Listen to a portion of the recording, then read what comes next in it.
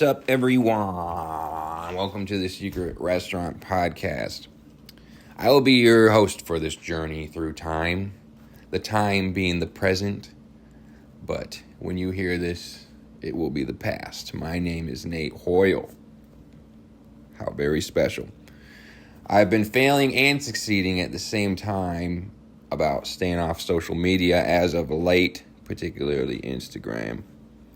Cutting down on the old screen time. Well, actually, screen time as in phone time, because I probably watched approximately 20 hours of football this weekend. That doesn't count. That's not screen time anymore, apparently, in the year of 2025. Screen time is only little screen time. Big screen time, not as bad. Little screen time, ironically, is a way bigger deal than big screen time. But yeah, I think it took me like a week probably to quit thinking about Instagram. I still kind of post, I'll post something real quick because I have my projects that are ongoing and I can't just stop doing them. But I'll post and then I'll kind of try and delete it before I get sucked in too much. I'll look at my peers' posts sometimes or scroll the latest couple posts and then I'll delete it. And it's kind of the same experience I had with Twitter, because the weird thing about Twitter/X, when I was really into Twitter, or when I was really into tweeting specifically, I would come up with tweets in real life. Like I'd be cooking and I'd think of a joke and then I'd tweet it. And that just kind of proves how it changes your way of thinking and your attention. If you're thinking about the app or creating on the app when you're not using the app, that's just proof that it's completely taking over your brain. And I've said this on record before. Once I deleted Twitter and my Twitter account, I started writing more for myself. I started doing projects that I was getting paid for. Started the press, all that. So then it was like all that creative energy that I was using towards thinking of one-liners or things to tweet about or things to be polarizing or complain about, typing onto a little app. It took a little bit for that to go away, but then that kind of part of my mind was still there. I started putting it into other things, and that's really healthy. And so similarly, like Instagram kind of took over that spot too, where, I mean, you can even share poems on Instagram in a heartbeat, or you can think of ways to post. My problem is I check Instagram a lot when I'm posting a lot, because I see if I got any likes or whatever. Once you get in the groove of clicking on the app, then you do it without thinking about it. But it's the same thing if you use any type of social media frequently.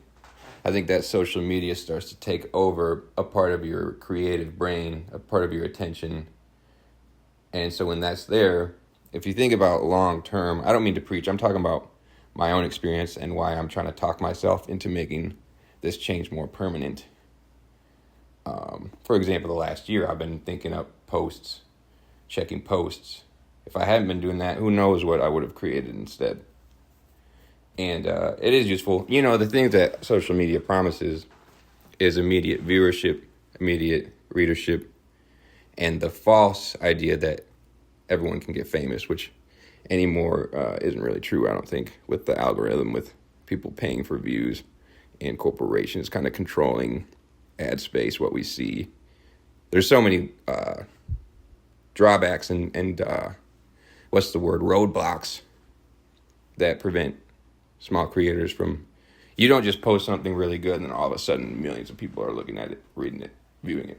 It's not like that. Despite some people experiencing fame online, it's sort of like a false promise that makes you put too much energy into it, in my mind.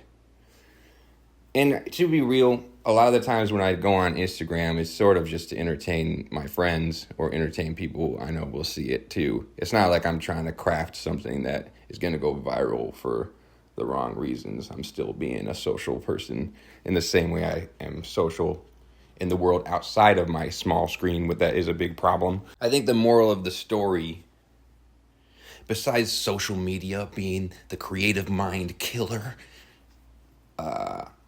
social media, the creative mind killer. 60 Minutes. I've never seen 60 Minutes. I don't know if that's how. I know they got the tick. Is social media the creative mind killer? All right, that's enough, Nate. But this podcast, 100% is an extension of that too. But I think the difference is that you don't check it as much maybe, and you don't record it as much. I only do it twice a week, and I should probably only do it once a week. Still trying to figure that part out. I think primarily, all right, everybody on the edge of their seat, listen to what Nate has to say about something they don't care about. I think probably 1 hour a week would be best, but for some reason, I like doing it twice a week.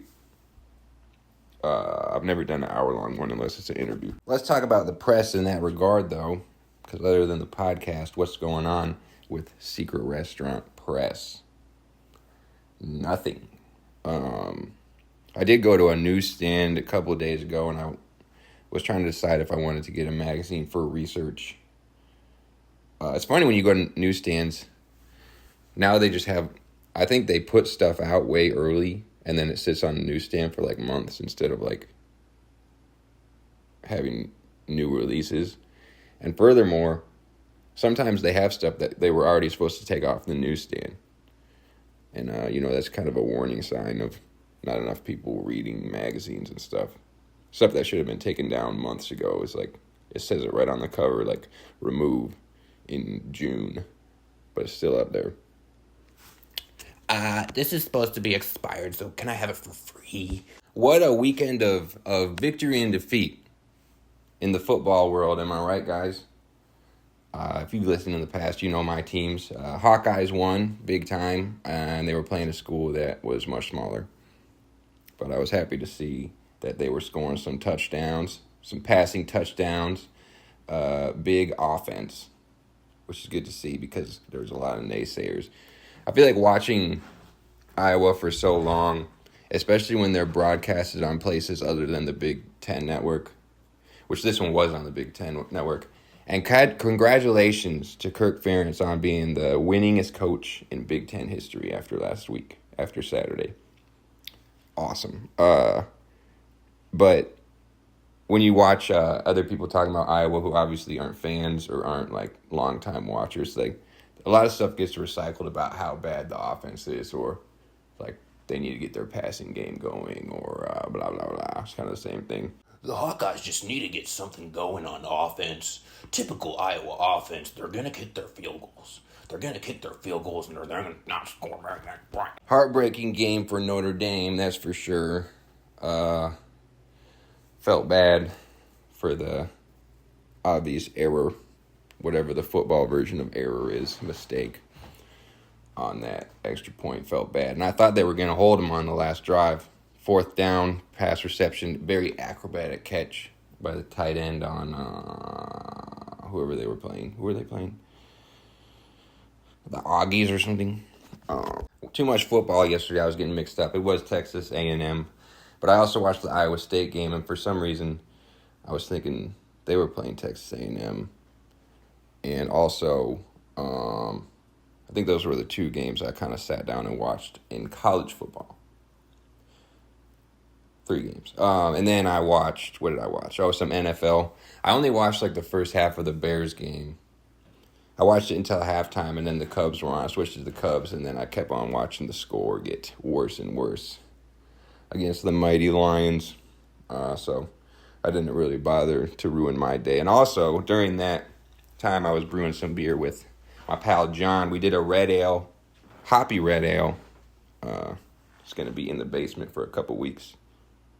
And then it's going to be put into bottles. And then it's going to be put into bellies. There is some, just to go back to the initial social media combo, though, with the big screens and the small screens, and the big problems and the small problems. I think the busy weekend and the football season has been a perfect timing of staying off social media, too, because, I love baseball, but baseball, there's a lot of... I was talking with someone about how baseball is America's pastime. And I think that's a proper definition, not just because people love baseball, But I think pastime is a good way to describe baseball. I don't know if you would describe football as a pastime. Because baseball is like, although there's heightened extreme moments of athletic ability, excitement, victory and defeat, to use my prior words, the game as a whole is there's a lot of pauses in it, or slow periods in it.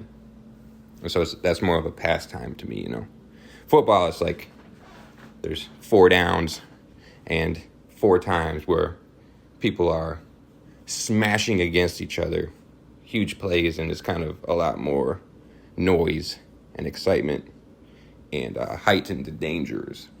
And so for those reasons, maybe football couldn't be considered necessarily America's pastime. But coming full circle, bringing it back around. I think with football, I'm watching the screen a lot more, which maybe that has helped me not look at my small screen, i.e. my phone, i.e. my social media as much. Or just staying busy, having hobbies, having friends, chatting with friends. You know what's funny? I went over to my neighbors to watch football. And I feel like after doing this podcast, especially lately, because I've been having like a little bit of a persona develop, I would say, with my weirdness, my overwhelming weirdness on the audio waves. There were a few times watching this game, the Hawks game, I caught myself like doing little interjections in the same way I do on the podcast. It's like, I think I'm developing Tourette's, dude. Real life podcasting made me develop my Tourette's into a more severe extreme. A severe extreme. Severe Extremes is a pretty good title. There have been times I was reading my poems where I'm like, this sounds like someone who is completely filterless wrote these poems. Maybe I need to be more careful. Maybe I need to take a break from the podcasting before the persona of Nate Hoyle creeps into reality. And then who knows what's happening. Who knows what will happen next when the comedian, the frozen yogurt comedian, Nate Hoyle, bursts into the scene. 12 minutes in, not bad. 12:38 minus whatever intro riff I drop on you. What else could I talk about? I was thinking about something I was talking about last week. I was thinking about something I was talking about last week. When I was talking about the thing I was thinking about, I was thinking about the thing I was thinking about talking about last week when I was talking about the thing about. But I was talking about the artist idea and how there have been various artists that I go on deep dive with, researching their careers. This is very dorky, but I was trying to think of what other artists, because they're not actually that many that I do that for. If I'm like looking at their entire discography, bibliography, diving in deep to the back stock of catalog. I'm trying to think. I mean, the obvious one, first and foremost, like for Mac Miller, his is a career that I listened to every studio album of his when it came out because I discovered him on his first debut, Blue Slide Park. And then I went back and listened to the mixtape Kids, listened to the other mixtapes, and then when his follow-up sophomore studio album, Watching Movies with the Sound Off, came on, that was when I became like a diehard fan of him. And then for his whole career, I listened to every album when it came out. And then I went into like deep diving, finding all of like the unreleased tracks or any like leaks, which I couldn't help myself. People say not to listen to the leaks. But I don't know. I just had to. Impulse control. I probably listened to thousands of his songs, honestly. But that was a big one. And then you start to think about like where he was at, how old he was when he released this project, how it changed from project to project, and just like studying a career that way. That's a big one. Some people might scoff, but I'd say Charles Bukowski is a pretty large study of mine, primarily because of how he was independent his whole career, how he had a lot of odds against him, and still managed to gain a following and have a very like huge successful career. I also like that he published such massive volumes of poetry, because his poetry collection can be up to like 400 pages, and he released maybe one every 3 years or so. 2-3 years he would release a poetry collection in addition to his novels and his short story collections. And I adore the press, Black Sparrow Press, too. And so that was one that I definitely was trying to find as much about him as possible, looking at like the arc from novel to novel, collection to collection. This is when he dropped like his unreleased projects. This is when he dropped his short story collections, stuff like that. So I'm trying to keep to stuff that I've read everything, listened to everything. But so a couple honorable mentions, because I really haven't read entire bibliographies of that many authors, excluding authors that only have like a book or two.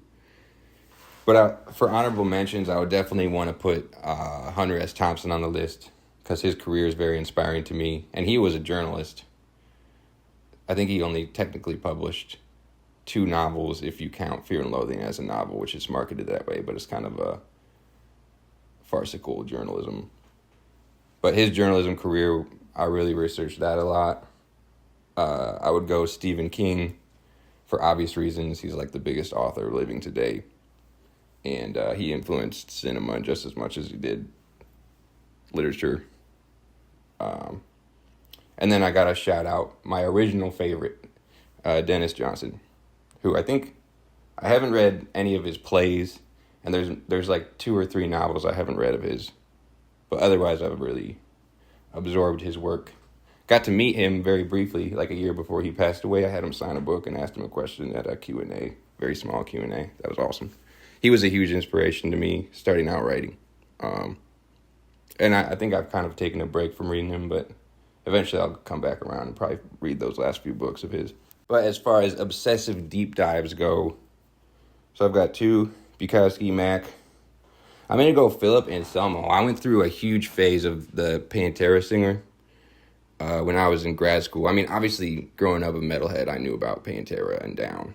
And I actually saw Down live in 2008, luckily, because that was awesome. But Philip Anselmo's career is it's crazy because, first of all, he has his own label, but secondly, not only just being in Pantera, one of the biggest metal bands in the history of heavy metal, he has like so many side projects and like successful projects that aren't even really side projects anymore. Like Down is like the obvious one, but he has like just tons of one-off projects or a series of projects that he released. Additionally, it seemed like his creative output was just like super vast and very metal, to say the least. You know I gotta go Batman. If you've been listening to this podcast, Batman as a character has been the deep dive of the last year or so. The deep dive started happening the last year or so, but, growing up, you knew Batman since the day you were born. Most people did. But the comic book specifically, that's still been an ongoing research project of mine. And then lastly, if I do top 5, let me think. I'm going to go with the lesser known but still cultly followed metal band, Every Time I Die. Those dudes were my favorite band for decades, or at least 1 decade. No longer a band, no longer a group, but they've since released their own projects individually. You know what's funny about that band? Because I think it's two of the greatest guitarists who ever lived, most creative guitarists, riff-wise, in heavy metal, but just in general. And some of my favorite vocals and lyrics in heavy metal. And that's a given, and I've listened to all their projects a million times. But the ironic thing is that one of the most funny things and influential things for me, I think, was kind of, aside from their live shows, watching kind of their studio documentaries and watching their tour documentaries, because I feel like their sense of humor really came through in their music. But then once you watch the documentaries of them or interviews or tour blogs or whatever, the sense of humor was like all the more obvious. And I'm drawn to funny people. Even if they make serious things. I feel like that kind of personality comes through. in their final products a lot. I'm not a good enough guitar player to play like the two guitarists' names are Andy Williams and Jordan Buckley, but I will say the singer, and I'm not a good enough singer to sing like the singer, but Keith Buckley, his lyrics definitely were an influence on me starting out poetry too. Same way with Mac Miller. I think I like kind of the poetry world. It would be referred to as the vague and maybe dated term of confessional, but it's kind of like first person. Sometimes it's humorous and sometimes it's nihilistic. It's like confessional writing kind of, there's an honesty to it that points out contradictions or points out irony or points out absurdity and all that. And there's a lot of people who write that way, a lot of people who sing that way, but those are two artists that it's pretty clear in their lyrics that that's a large part of their persona is the humor and the absurdity of being a person, being an artist especially, for sure. Seems like a pretty solid list to me.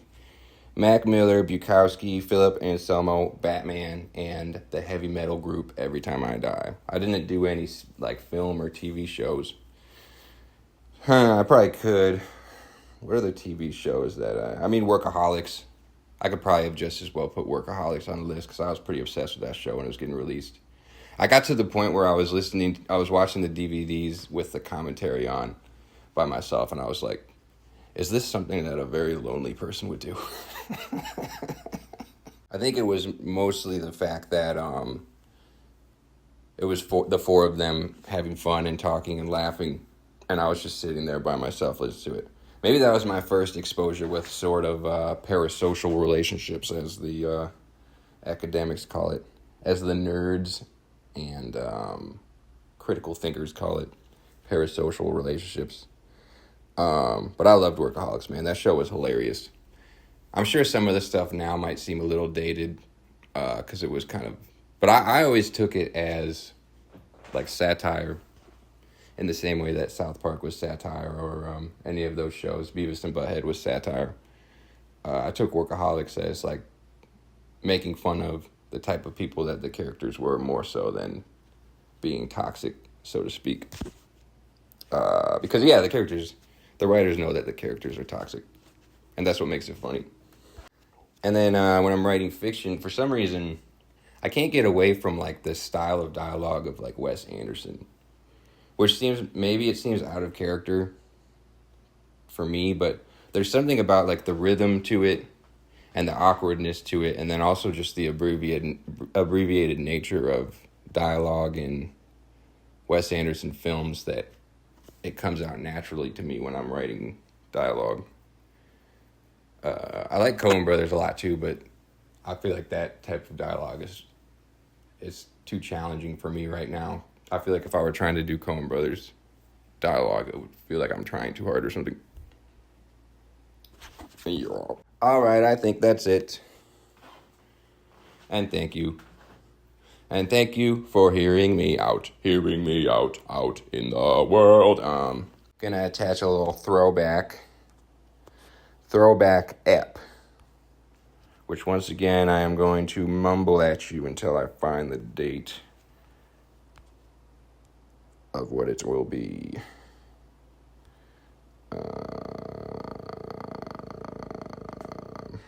February 13th, 2024. In the cold months. And you can hear through the speaker of whatever you're listening to how very cold it must have been back then. All right. I'll talk to you guys later.